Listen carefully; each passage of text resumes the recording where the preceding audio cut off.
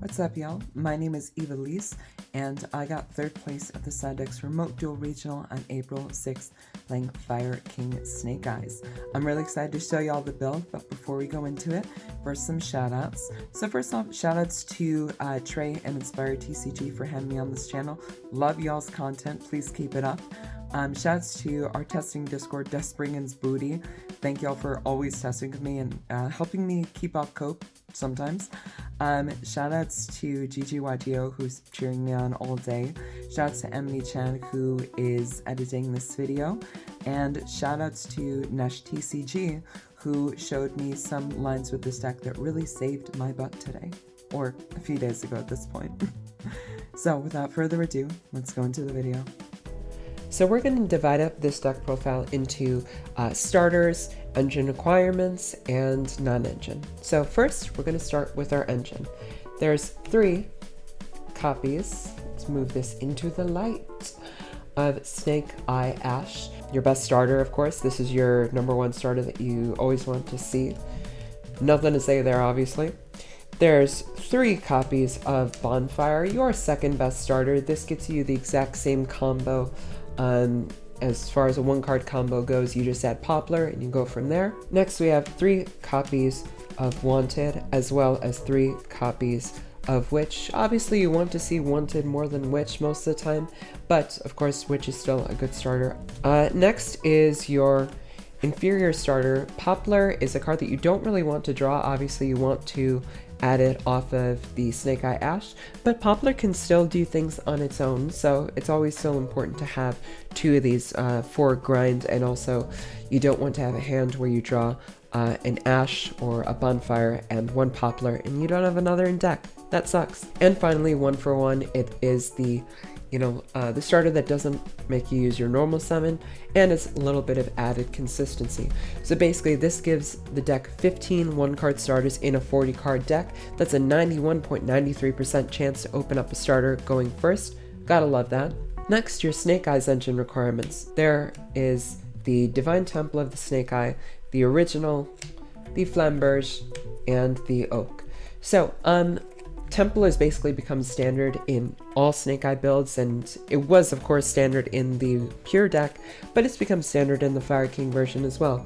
Really love Divine Temple. It's very good for playing into boards, forcing out disruptions, and also just having more cards on your board for sending with the Snake Eyes. Original, we don't need to talk about this card. Flamberge, you only need 1 of it really in this deck. Oak, this card was very early on adopted in the Fire King build, and it is just as powerful as it always is. Next, the Fire King requirements. So there's Sanctuary, there's Island. We love these cards. They're kind of the bricks, but they also help you play into boards sometimes. There's 2 copies of Kirin. So I've been playing 3 for quite a while, but you really should cut down to 2 of this card, because you will start to find hands if you're playing 3 where you brick on it. Like, there are hands, especially when you draw just like Diabell plus Kirin, and then they imperm your Diabell and you're like, what do I do? So I think playing 2 Kirin is right. There are times where you need to pop a Kirin from your field or from your hand with the Garunix on follow-up, but it's never been game losing for me or something like that. Then we've got Arvada and Garunix. These are your other 2 bricks, but this card is super important for resurrecting things from the graveyard, and Garunix is he's large and puts more bodies on board. We love this card, best brick ever. And of course, the chicken. We love Ponix so much. He's the reason why you play this deck and this variant of it. Absolutely love this card. And finally, we go to our non-engine. 1 Magnemite and 2 Durasworm in the main deck over cards like Nibiru and Droll. And this is because I liked how consistent they are in the format. When you're playing against pure Snake Eyes, you hit the Masquerena in the graveyard, and basically, with a play like Nibiru, they might have stuff to play through it, but when you do a play like Banishing a Masquerena, that's a resource that they're just losing for the entire game, right? I really like it for that. Also, just being able to send a body, it's fantastic. I didn't see Magnemite all day, but Durasworm is fantastic. There is 3 copies of Effect Veiler. It's very simple, self-explanatory. you want this for just about any deck. There's 3 copies of Ash Blossom. This was really useful for the fact that I played against Labyrinth and Dinomorphia, so these were great against them. It's so generic. There's also times where I needed to pop like an Ash in hand for Fire King Island, which comes up honestly, and sometimes gets you into plays you never would have been able to before, which is neato. Then there's 2 copies of Ghost Mourner. I like Mourner both for the fact that like it helps you with playing into time, as well as it's just a solid hand trap. There are times where it's not a bad card to draw as your 6th, and I really like it for that. I don't think it's the strongest hand trap in this list, but it certainly did its job today. And of course, 3 copies of Imperm. It's Imperm, it's the best hand trap, it doesn't turn on talents, we love that. So in the extra deck, we've got our Link 1 is Linkuriboh. He's great, please don't ban this card because of Snake Eye cards, that doesn't make any sense. Our Link 2s, we've got Dark and Hida. Both were excellent today, both of them I made multiple times. These are 2 of the best extra deck cards in the format, gotta love them. We have Nightmare Phoenix, Masquerena, and SP. These were great. I added Nightmare Phoenix to the extra deck over Heat Soul because I wanted more back row outs. It was great, and also co-linking with Linkuriboh to get more draws came up a number of times today, which was excellent. I love co-linking nightmares. Then we had Masquerena and SP. These are very standard, but they're excellent in the deck, of course. We've got the Doolittle Chimera. I was not sold on this card at first. I just felt like it wasn't really necessary. There are so many plays and ideas that this card enables. I really, really like this. Shout out to Nesh for this one. Huge. So good. There's 2 copies of Promethean Princess for the Link 3. I really like playing 2, and I think most people are on this at this point. It's just such a powerful card. You always just want to have the second one for the crackback. There's 1 copy of Selene. So I'm not playing Access Code, but Selene comes up in the combo where you have Ash plus Wanted or Diabelle plus the spell and stuff. So it's really good. Selene came up multiple times for me today for making early Appaloosas and such. Then we have our Link 4s. We have Appaloosa and Whale, and Zelantis and Raging Phoenix. These are standard, but they're just as excellent as ever. There's so many wild plays that you can do with Zelantis. If there is a card that needs to be banned in this extra deck, it's this one. It really is. But he's so fun. He's so fun, except when you lose to him yourself. And the last card I played was actually Garunix Eternity. So I didn't make it all day today, but I switched it out for Sunlight Wolf because I didn't really find that if I was using the Doolittle Chimera that I needed Sunlight Wolf. And there's some lines that I wanted to do using this card. It didn't come up for me today. It's pretty interchangeable with Sunlight Wolf, but I think I will keep playing this going forward because it also gives you another option to swing for game and pressure back row when you don't play Access Code. So that's it for the extra deck. For the side deck, there's 3 copies of Cross Out Designator and the Called by the Grave. Of course, this is just perfect for going first. Cross Out came up a number of times today. Called by the Grave, I don't think I saw it at all today, but you know, it's called by. You want it. Especially because this deck, as opposed to the pure Snake Eye deck, has more problems with Droll. Because if you get Drolled, you don't get into your Fire King stuff, and that's like the key. You love your Fire King cards. Then the targets for the cross out that I wasn't playing in main. So we have a Bell, a Nibiru, and a Droll. Bell is probably the least important of these. You could get away with not playing that in the side deck, but it's still nice. It's still nice for when you play against decks like Labyrinth, decks like Despia and such. 2 Lightning Storm and a Harpies. So this is mostly for the stun matchups and some of the control matchups. I just want to have these back routes, and Lightning Storm is also good when your opponent has a lot of attack position monsters on the board, so I didn't mind playing it. Definitely came up. Lightning Storm was pretty big today. Then we play 3 copies of Droplet. I really like Droplet against the Snake Eye deck because it gives you another out to the Appaloosa, and if you can bait them into using the effect to summon the Masquerena, either through the field spell or the Flamberge, then you also just get to go for both of them. And it really, really destroys their board there. This is also, the droplets are also important, obviously, for Voiceless, because you want to negate the Skull Guardian. And you also want this against Branded because you want to be able to stop the Puppet Lock via the Sanctifier. And remember, you cannot target the Sanctifier, so Imperm and Veiler and Mourner, and obviously you wouldn't use Veiler and Mourner, but you get the picture.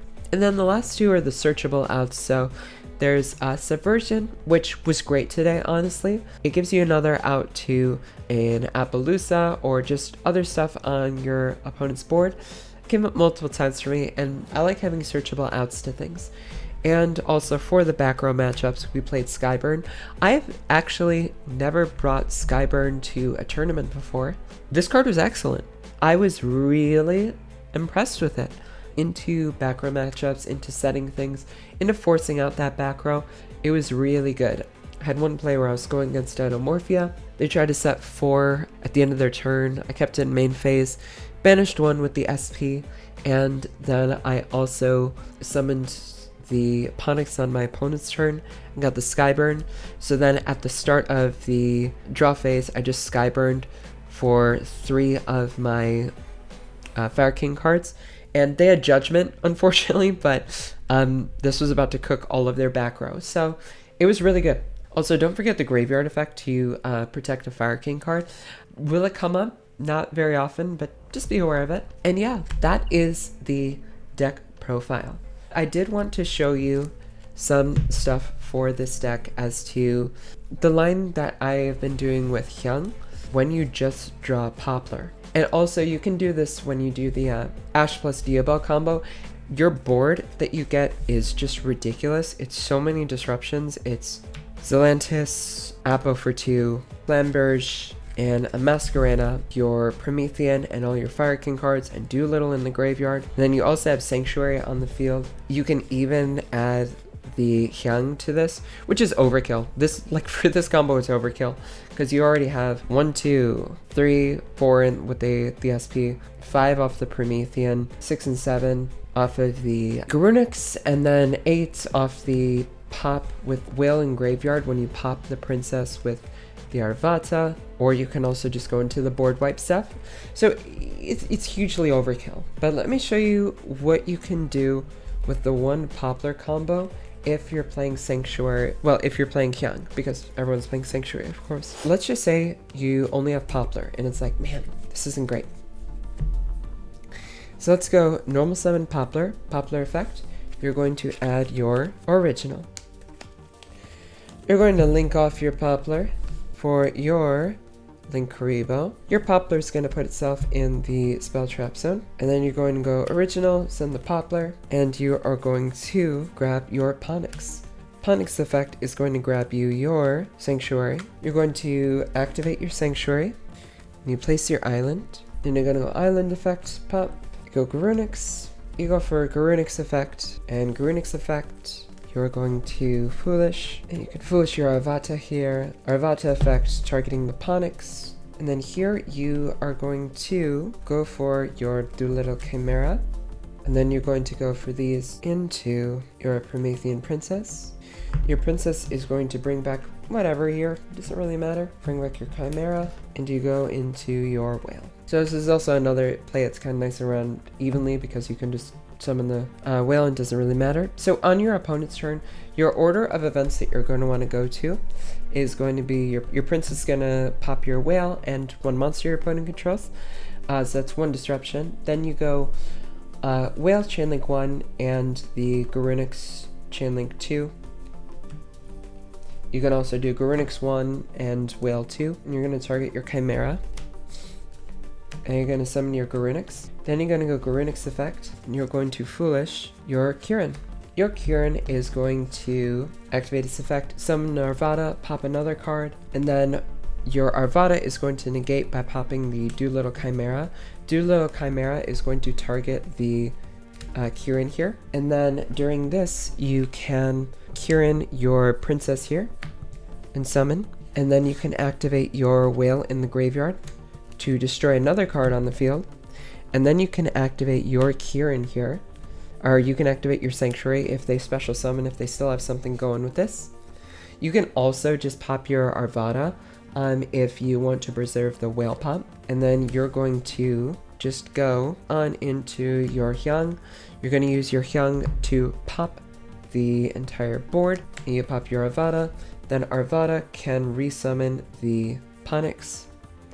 Ponix will destroy itself in the end phase and put itself back in your hand, and then you're just going to be able to go into more of your plays. Basically, instead of doing the Snake Eyes stuff off of the Poplar, you get Princess Pop, Kirin Pop, Arvada Negate, and Pop, and you get your